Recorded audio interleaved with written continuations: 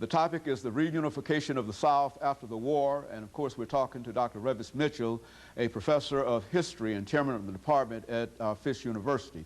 And of course, Dr. Mitchell, let's give you an opportunity during this last segment to sort of wrap up some of the things dealing with African-American voting and African-American political participation. I think you've already given us his entrance into politics shortly after the war and the impact that he had on politics, but let's expand that and talk about his removal and some of those things that are associated with it. While those Union soldiers in the South, they protect the black voter. They may not protect him personally, but they keep the polls open. They make sure that people can vote. The South is frustrated.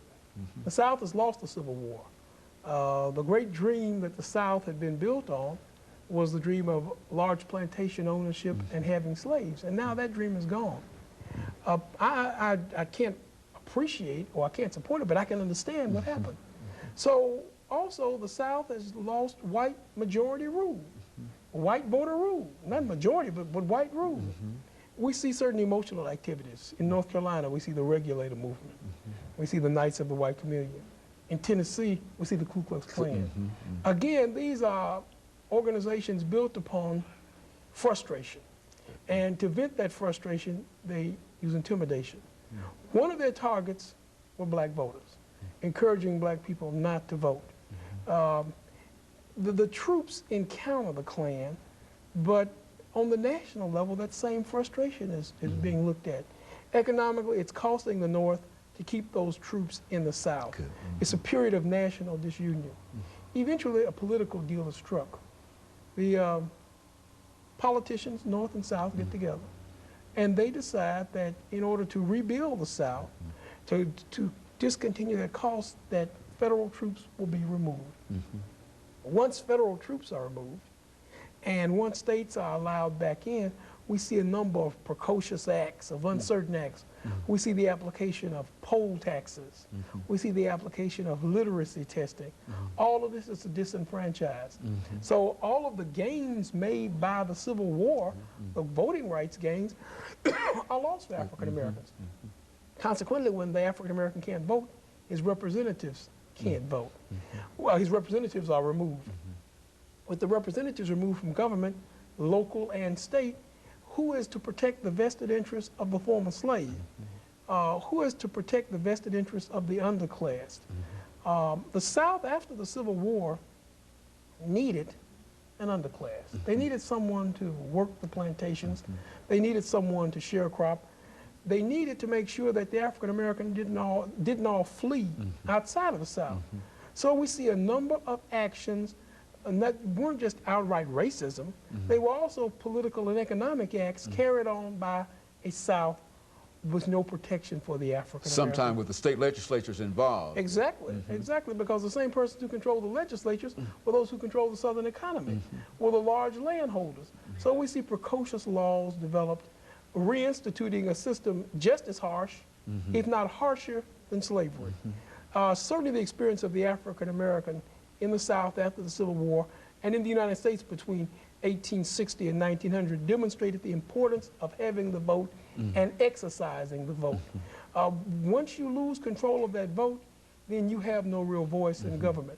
You have no voice to select people who will protect you.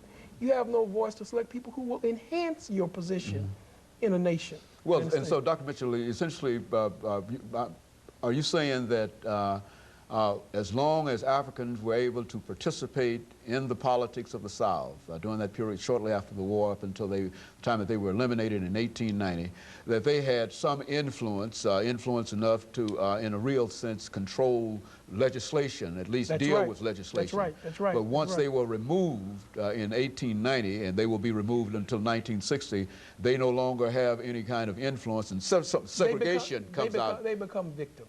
Segregation is one of the great divisions of the... Well, it's also the emotional stress still of the South. The South doesn't know how to deal with its northern industrialized counterpart. The North is becoming visibly more well-off economically than the South. And the South needs someone to scapegoat. So we see, again, these precocious laws and actions. Slavery gave automatic status to a free man. Any free man was better than a slave.